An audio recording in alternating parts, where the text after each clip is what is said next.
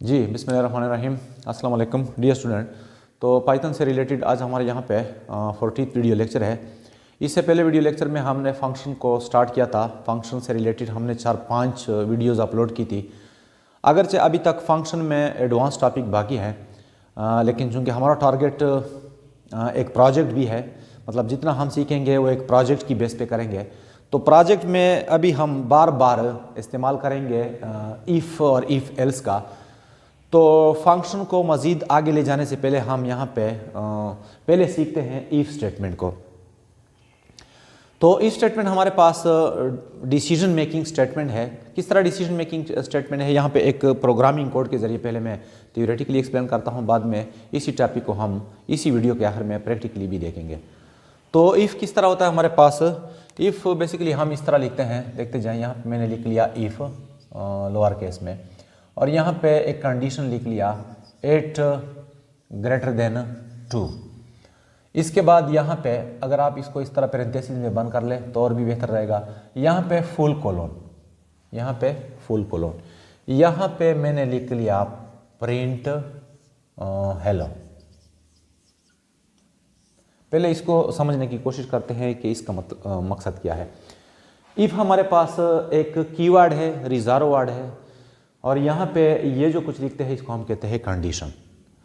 तो इस स्टेटमेंट का सिंपल सा मतलब यह है कि आप कंपाइल इंटरप्रेटर से कह रहे हैं, आप कंप्यूटर से कह रहे हैं कि पहले इस कंडीशन को देखें, अगर इसका रिजल्ट ट्रू आ जाए तो इसके बाद जो स्टेटमेंट है इसको एग्जीक्यूट कर ले। तो यहाँ पे हमारे पास कंडीशन क्या है, 8 बड़ा होता है 2 से। हमारे पास कंडीशन क्या है, ट्रू है। तो ट्रू के बेस पे हमारे पास अब ये वाला स्टेटमेंट एग्जीक्यूट होगा, मतलब हमें स्क्रीन पे दिखाई देगा हेलो। अच्छा, अगर यहाँ पे हम कर ले 8 is greater than 20, 8 is greater than 20, हमारे पास रिजल्ट क्या आता है, फॉल्स आता है। तो फॉल्स की वजह से ये वाला स्टेटमेंट हमारे पास स्क्रीन पे दिखाई नहीं देगा। मतलब ये स्टेटमेंट हमें तब स्क्रीन पे दिखाई देगा, ये स्टेटमेंट तब एग्जीक्यूट होगा अगर ये वाला कंडीशन क्या रहे, ट्रू रहे। तो इसी चीज़ को हम कहते हैं इफ़ स्टेटमेंट। यानी इफ़ स्टेटमेंट में हमारे पास एक कंडीशन होता है और इसके बाद एक स्टेटमेंट या एक से ज़्यादा स्टेटमेंट भी आप लिख सकते हैं। तो ये स्टेटमेंट हमारे पास एग्जीक्यूट होंगे अगर कंडीशन क्या रहे, ट्रू रहे, और अगर कंडीशन फॉल्स हो जाए तो ये 7 वाले स्टेटमेंट एग्जीक्यूट नहीं होंगे। किस तरह, एक और प्रोग्राम यहाँ पे हम लिखते हैं। यहाँ पे मैंने लिख लिया a इज़ इक्वल टू 12 और b इज़ इक्वल टू 15।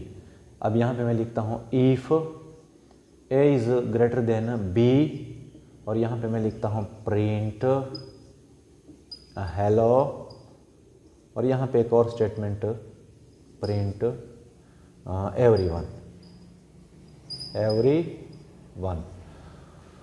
तो यहाँ पे इसका सिंपल सा मतलब यह है कि हमारे पास एक वेरिएबल हो जिसकी वैल्यू हो 12, एक दूसरा वेरिएबल हो b जिसकी वेरिएबल हो 15।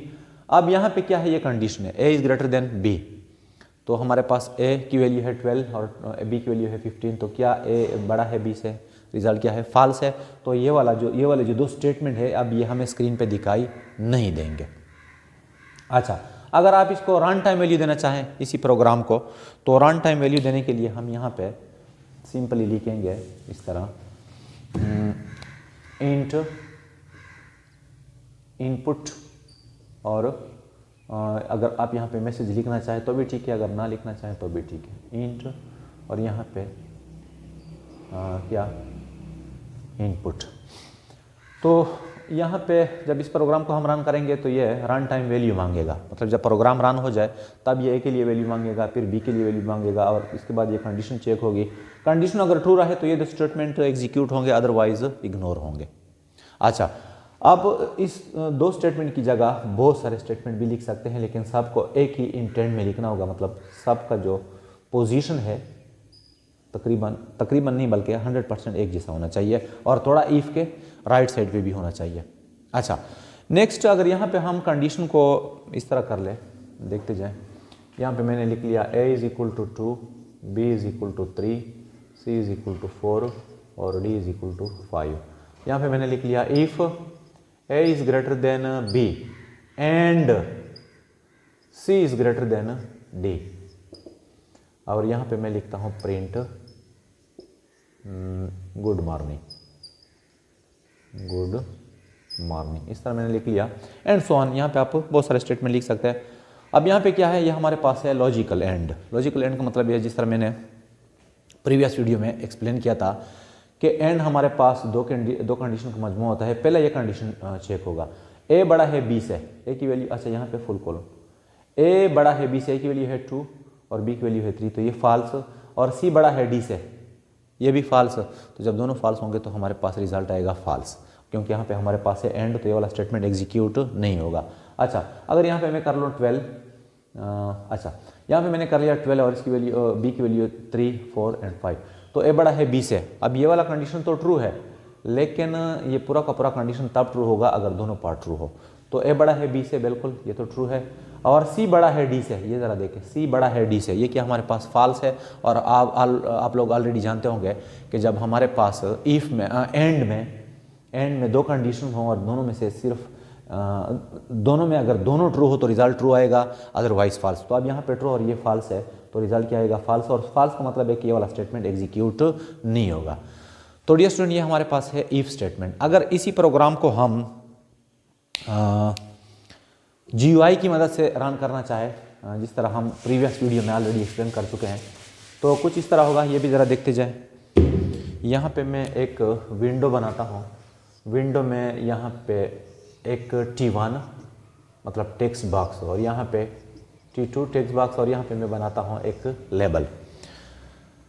तो जब मैं इस बटन पे क्लिक करूँगा, इसको कोई भी आप नाम दे सकते हैं, इसको मैं नाम देता हूँ ओके या चेक। अच्छा, तो ये वाला प्रोग्राम किस तरह होगा, इसके लिए हम यहाँ पे एक फंक्शन बनाएंगे डेफ, और उसको मैं नाम देता हूँ चेक। इस तरह ए की वैल्यू कहाँ से आएगी, T1 डॉट गेट, इस तरह। और बी की वैल्यू कहाँ से आएगी, T2 डॉट गेट, इस तरह। If A is greater than B, तो ये हमारे पास है लेबल, और इसको मैं नाम देता हूँ L1।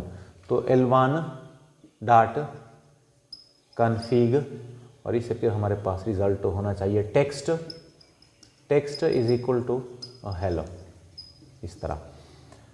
तो ये सब कुछ अब हम प्रैक्टिकली करते हैं कहाँ पे, कंप्यूटर पे। तो चलते हैं स्क्रीन की जानिब। जी डियर स्टूडेंट, तो अब यहाँ पे हम प्रैक्टिकली इफ स्टेटमेंट को पहले कंसोल की मदद से रन करते हैं। फर्स्ट ऑफ ऑल यहाँ पे मैं एक नया डॉक्यूमेंट्स ओपन करता हूँ कंट्रोल एन की मदद से, और इसको मैं करता हूँ सेव कंट्रोल एस की मदद से। इसको मैं नाम देता हूँ इफ़ डॉट py। अच्छा, यहाँ पे मैं लिखता हूँ इफ़ 5 इज़ ग्रेटर देन 66, यहाँ पे फुल कोलन, और यहाँ पे मैं लिखता हूँ प्रिंट हेलो, इस तरह। तो देखें ये हमारे पास इफ स्टेटमेंट है। इफ़ के बाद यहाँ पे कंडीशन जिसका रिज़ल्ट हमारे पास आ रहा है फॉल्स। तो फॉल्स का मतलब है कि अब स्क्रीन पे हेलो दिखाई नहीं देगा। तो इसको मैं रन करता हूँ यहाँ से, देखें मैंने इसको यहाँ से रन कर लिया। कंसोल पे देखें यहाँ पे हमारे पास कुछ भी नज़र नहीं आ रहा, मतलब यहाँ पे हेलो होना चाहिए था लेकिन वो नज़र नहीं आ रहा। क्यों? क्योंकि यहाँ पे कंडीशन क्या था, फॉल्स। अब कंडीशन को यहाँ पे मैं करता हूँ ट्रू, इसको मैं करता हूँ 500। तो देखें 500 इज़ ग्रेटर देन 66। तो अब इसको मैं जब दोबारा रन कर लूँ तो स्क्रीन पे दिखाई दे रहा है क्या, हेलो। अच्छा, एक स्टेटमेंट की जगह अगर मैं यहाँ पे 2-3 स्टेटमेंट लिख लूँ, यहाँ पे मैं लिखता हूँ एवरीवन। आप अपनी मर्ज़ी के मुताबिक कोई भी स्टेटमेंट लिख सकते हैं। तो जब ये कंडीशन ट्रू रहे तो ये 2 स्टेटमेंट एग्जीक्यूट होंगे, अदरवाइज़ नहीं होंगे। तो देखते जाएं। तो देखें हेलो एवरीवन हमारे पास दोनों एग्जीक्यूट हो गए। अब इसी कंडीशन को मैं दोबारा करता हूँ फॉल्स, इस तरह 500 इज़ ग्रेटर देन 660, तो ये हमारे पास फॉल्स है। तो जब मैं इसको रन करता हूँ तो देखें यहाँ पे हमारे पास स्क्रीन पे ना तो हेलो आ रहा है ना ही एवरीवन। अच्छा, इसके साथ साथ अगर इसको मैं मज़ीद मतलब इन 2 स्टेटमेंट को कॉपी करके मज़ीद एक्सपेंड कर लूँ, इस तरह हमारे पास 4 हो गए। तो कंडीशन ट्रू होने की सूरत में चारों की चारों रन होंगी, और अगर कंडीशन हमारे पास फॉल्स रहे तो इनमें से कोई भी हमारे पास एग्जीक्यूट नहीं होगा। अच्छा, अब यहाँ पे इफ़ से पहले हम वेरिएबल लिखते हैं, इस तरह लिखते जाएं a इज़ इक्वल टू 8 और b इज़ इक्वल टू 9। अब इसको यहाँ पे यूज़ करते हैं a is greater then b। ए हमारे पास वैल्यू है 8 और बी वैल्यू हमारे पास है 9। कंडीशन अब यहाँ पे क्या है, A is greater than B, तो क्या है हमारे पास फॉल्स है, तो फॉल्स की सूरत में हमारे पास ये एग्जीक्यूट नहीं होंगे। तो देखें इनमें से यहाँ पे कोई भी रिजल्ट नज़र नहीं आ रहा। अब इसी कंडीशन को मैं करता हूँ ट्रू। देखें ए की वैल्यू हमारे पास हो गई 80 और बी की वैल्यू है 9, तो इज़ ग्रेटर देन बी, हमारे पास कंडीशन क्या है, ट्रू है। तो दोबारा चेक कर लें, तो देखें हमारे पास सब के सब जितने भी स्टेटमेंट हैं सब के सब रन हो गए। अच्छा, नेक्स्ट अगर इन्हीं मतलब वेरिएबल को मैं रन टाइम वैल्यू देना चाहूँ, इंट इनपुट, हो सकता है आप लोगों को ये पॉइंट क्लियर ना हो, तो मैं आप लोगों के लिए सजेस्ट करता हूँ कि पहले जो 5 वीडियो लेक्चर्स है मेरे इसी चैनल पे, आप इसको पहले देख लें, फिर आप लोगों को इजीली ये कंसेप्ट क्लियर हो जाएगा। Inter first value, run time value देने के लिए हम इस तरह स्टेटमेंट लिखते हैं, और यहाँ पे मैं लिखता हूँ इंट इनपुट और इंटर सेकेंड वैल्यू। दोबारा चेक कर ले, इसको मैं रन करता हूँ। एंटर फर्स्ट वैल्यू यहाँ पे, तो यहाँ पे मैं वैल्यू देता हूँ 77। एंटर सेकेंड वैल्यू, यहाँ पे मैं वैल्यू देता हूँ 6। अब दोबारा चेक करते हैं, तो देखें हमारे पास चारों के चारों स्टेटमेंट रन हो गए।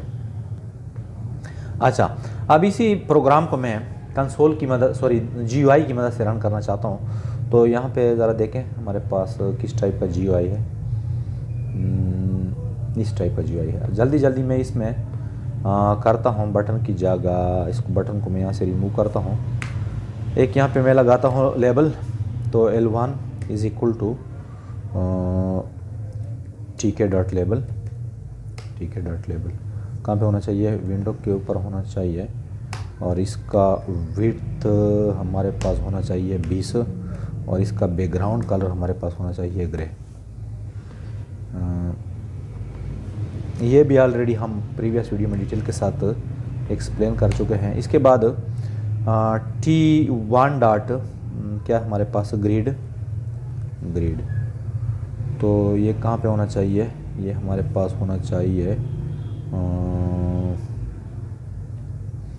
कॉलम 1 में। रो कौन सी होनी चाहिए इसकी, रो हमारे पास इसकी होनी चाहिए 0, बल्कि कितने रो हमारे पास, एक हमारे पास है, इसको मैं थर्ड करता हूँ, कामा कॉलम इज इक्वल टू, ये भी थर्ड। ये ऑलरेडी पहले वीडियो में हम अच्छा T1 की जगह यहाँ पे मैं करता हूँ क्या L1। पहले जितने भी हमने वीडियो बनाई है ये कंसेप्ट ऑलरेडी हम क्लियर कर चुके हैं। देखें हमारे पास एक लेबल बन गया। अच्छा, अब इसके बाद यहाँ पे मैं करता हूँ जल्दी जल्दी इसको कॉपी करके पेस्ट करता हूँ इस तरह और इस तरह, और इसको मैं नाम देता हूँ T1 से मेरा मतलब है text box. tk dot label की जगह फिर हम लिखेंगे एंट्री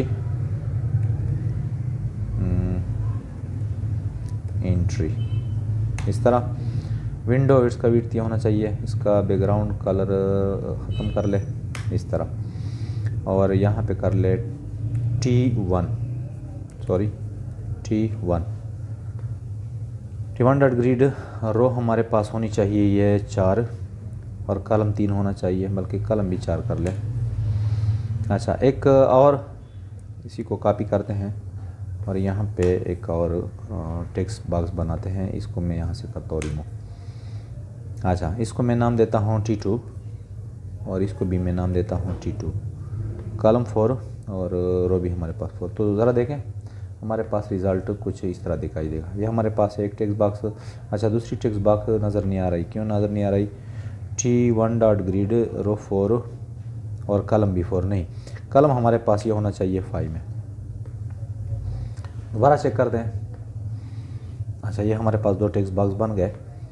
अच्छा, एक इसके बाद एक बटन बनाते हैं यहाँ पे, बल्कि बटन तो ऑलरेडी यहाँ पे बनी हुई है। इस बटन को यहाँ से मैं काट करके यहाँ पे पेस्ट करता हूँ। यहाँ पे मैंने पेस्ट कर लिया, और ये एक फंक्शन को कॉल करना चाहिए। यहाँ पे मैं पहले एक फंक्शन बनाता हूँ डेफ, यहाँ पे मैं नाम देता हूँ चेक इस तरह। अच्छा, इसके बाद इफ़ बल्कि इसमें ए की वैल्यू हमारे पास आना चाहिए कहाँ से, T1 dot grid, T1 dot get, इस तरह। अच्छा, बी की वैल्यू हमारे पास आनी चाहिए T2 डॉट गेट, इस तरह। अच्छा, और ये वैल्यू भी हमारे पास होनी चाहिए इंट में, इस तरह इंट में। पॉइंट ज़रा नोट कर ले, अगर आप लोगों को यहाँ पे कन्फ्यूज़न हो तो इससे पहले जो मैंने वीडियो बनाई है, बल्कि वीडियो नंबर 12 में इन पॉइंट्स को मैंने डिटेल के साथ एक्सप्लेन किया है, तो आप लोग वहाँ से चेक कर सकते हैं। अच्छा, फंक्शन हमारे पास है चेक, तो फंक्शन कॉल होना चाहिए यहाँ से मैं लिखता हूँ command is equal to check, check function call हो गई। अच्छा,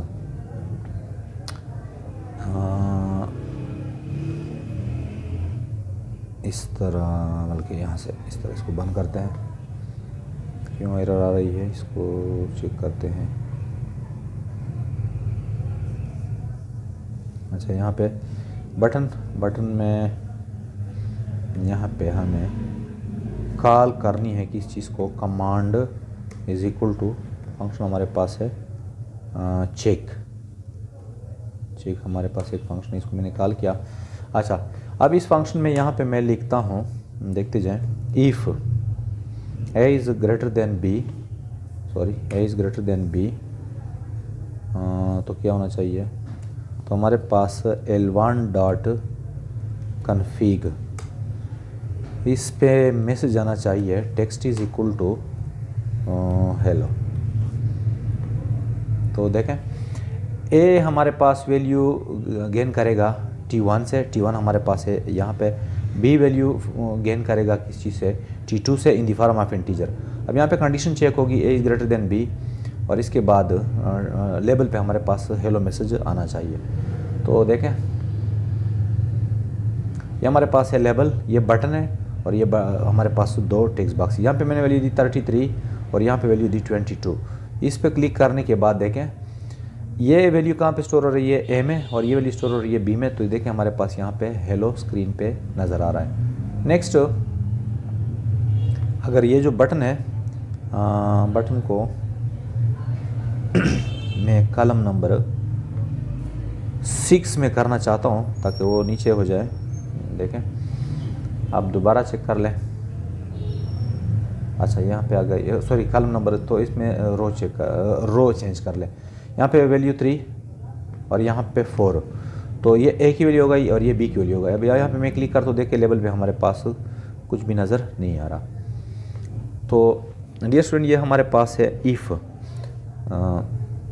जब कंडीशन ट्रू होता है तो उसके साथ वाला जो स्टेटमेंट है एग्जीक्यूट होता है, अदरवाइज़ वो एग्जीक्यूट नहीं होता। बाकी आप लोगों ने इसको किस तरह अरेंज करना है, ये यहाँ पे जो मैंने कंट्रोल बनाए हैं, ये इससे पहले जो वीडियो है, वीडियो नंबर 12, इसमें हमने डिटेल के साथ एक्सप्लेन किया है, तो आप लोग वहाँ पे इसको चेक कर सकते हैं, क्योंकि फिर हमारे पास ये जो टॉपिक है काफ़ी लेंथी हो जाएगा। तो ये था हमारे पास इफ़ स्टेटमेंट, जिसको मैंने पहले थियोरेटिकली एक्सप्लेन किया और इसके बाद यहाँ पे प्रैक्टिकली। तो उम्मीद आप लोगों को क्लियर हुआ होगा। तो फिर मिलते हैं नेक्स्ट वीडियो में। आज के लिए बस इतना ही। अल्लाह हाफ़िज़।